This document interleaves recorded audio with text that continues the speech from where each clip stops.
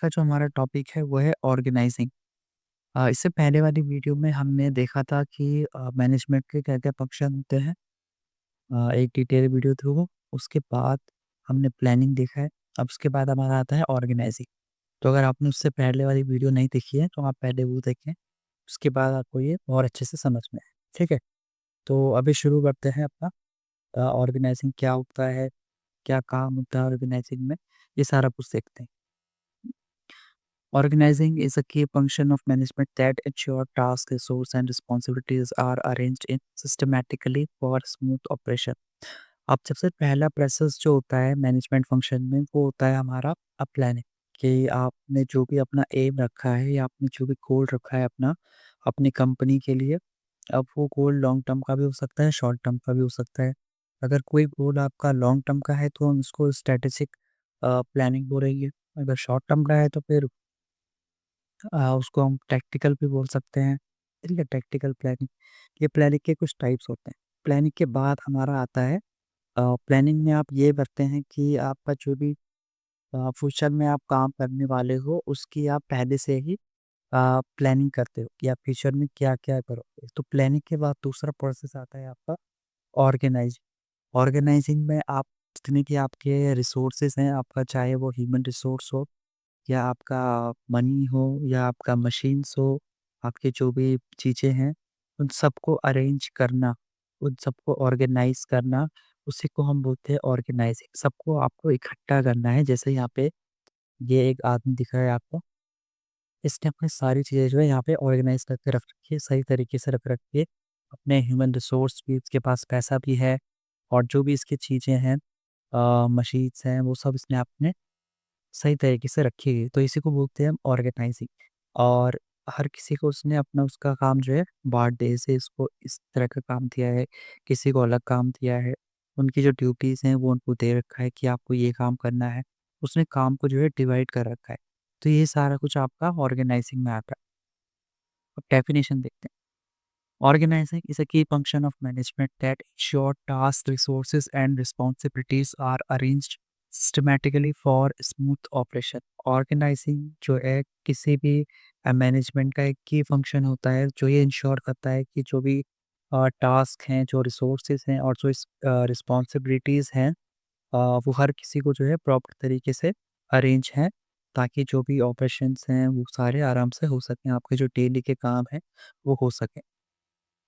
It helps in dividing work, assigning duties, and coordinating efforts to achieve business goals efficiently.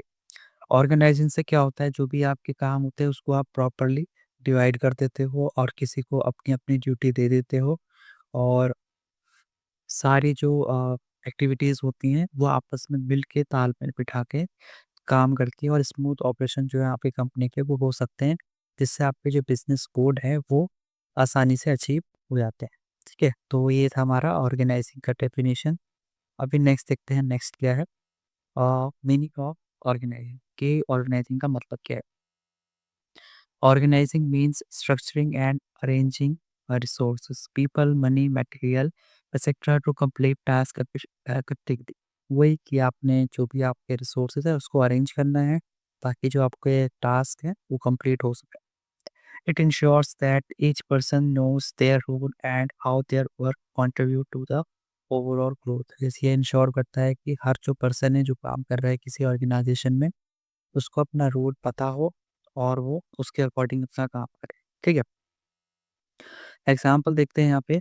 Imagine a football team, each player has a specific position, goalkeeper, defender, striker and they work together to win. अब जैसे football game में क्या होता है, soccer में क्या होता है, हर जो प्लेयर होता है उसकी अपनी एक स्पेसिफिक पोजीशन होती है। कोई गोलकीपर होता है, कोई डिफेंडर होता है, कोई स्ट्राइकर होता है, हर किसी का पोजीशन फिक्स है और उसका काम फिक्स है कि उसको क्या करना है। गोलकीपर जो है सिर्फ गोल के सामने खड़ा रहेगा, गोल होने से बचाएगा। डिफेंडर भी वही करेगा कि उसको गोल के पास बॉल नहीं आने देगा और जो स्ट्राइकर है वो ओपोनेंट की टीम में गोल करे। तो ये तीनों का काम जो है अलग-अलग रहता है। And they work together to win. Similarly, in a business, organizing ensure every employee know their role and how they contribute to success. इसी तरीके से बिजनेस में भी क्या होता है ऑर्गेनाइजिंग इंश्योर करता है कि जितने भी एम्प्लॉइज़ काम कर रहे हैं, उनको अपना रोल पता हो और and how they contribute to success और वो किस तरीके से जो भी सक्सेस है बिज़नेस की उसमें कंट्रीब्यूट कर रहे हैं। अभी नेक्स्ट है steps in the organizing process. क्या-क्या स्टेप्स होते हैं ऑर्गेनाइजिंग में? पहला है identifying activities. Every business has various tasks like production, marketing, finance, and customer service. The first step is to list and identify all these activities. पहला जो step होता है ऑर्गेनाइजिंग में होता है कि आपको देख पता करना है, पहचानना है कि क्या-क्या एक्टिविटीज़ हैं जो आपको करनी है, क्या-क्या टास्क हैं जो बिज़नेस में होते हैं जो उनको करना है। जैसे कि हर बिज़नेस में ये अलग-अलग डिपार्टमेंट होते हैं, ये टास्क होते हैं कि प्रोडक्शन डिपार्टमेंट होता है, marketing, finance and customer service जो भी अलग-अलग डिपार्टमेंट हैं, इनके अलग-अलग काम होते हैं। इनकी ड्यूटी इनको असाइन कर रखी होती है कि आपको ये काम करना है, ठीक है? तो ये पहला स्टेप हो गया आइडेंटिफाइंग एक्टिविटीज़। दूसरा है grouping of activities. Similar task are grouped together into departments such as finance, sales, operation and HR to improve efficiency. अब जो काम आपके लगभग सिमिलर हैं, तो उन काम को आपको आपस में जोड़ना है, उनको ग्रुप करना है, ठीक है?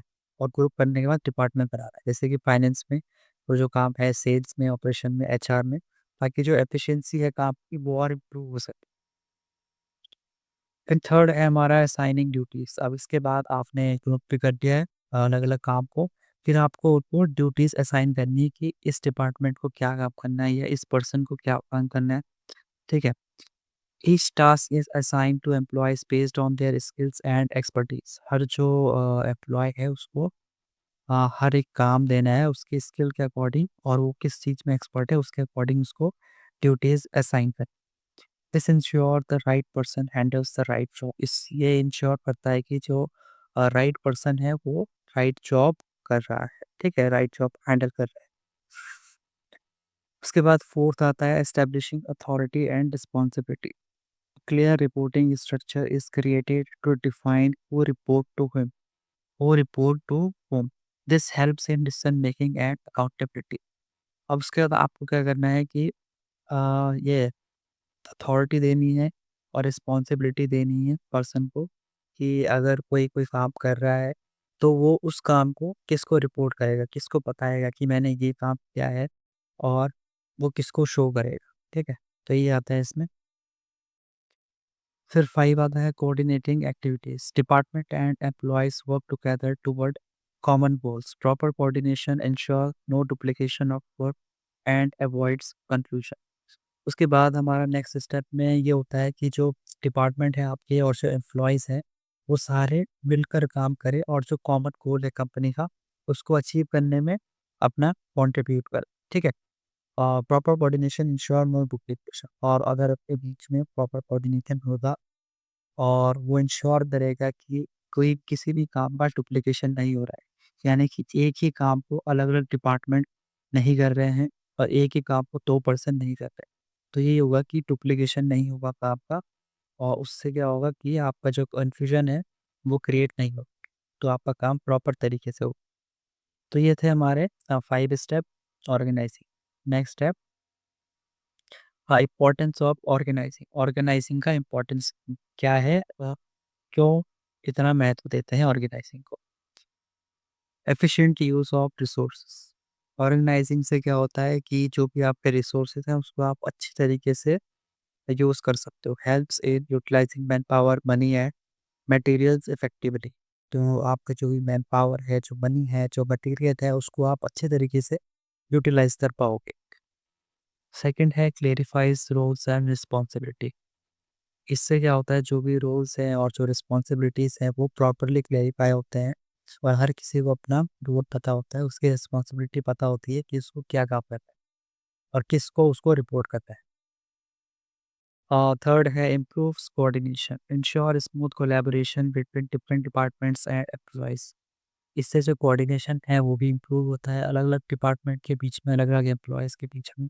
तो कहीं पे क्लैशेस होने के चांसेस नहीं होते हैं और कन्फ्यूजन क्रिएट नहीं होता है डिपार्टमेंट के बीच।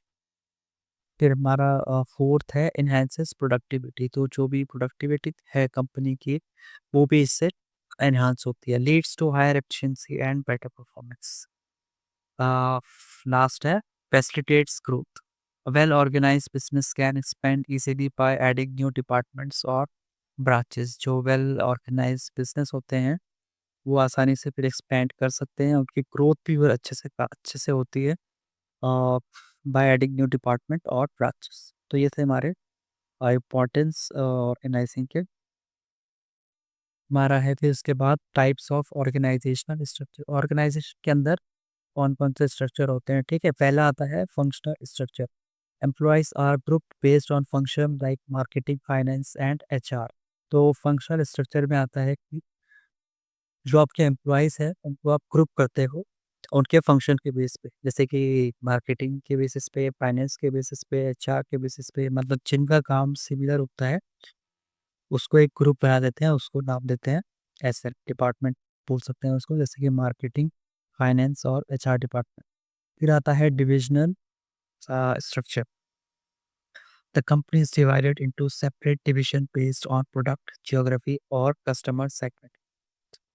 फिर आप फिर आप क्या करते हो, कंपनी को डिवाइड करते हो अलग अलग ग्रुप्स में, अलग अलग डिवीजन में। किस बेसिस पे, प्रोडक्ट के बेसिस पे, ज्योग्राफी के बेसिस पे या कस्टमर के बेसिस पे कि आपके कस्टमर किस टाइप के हैं, ठीक है।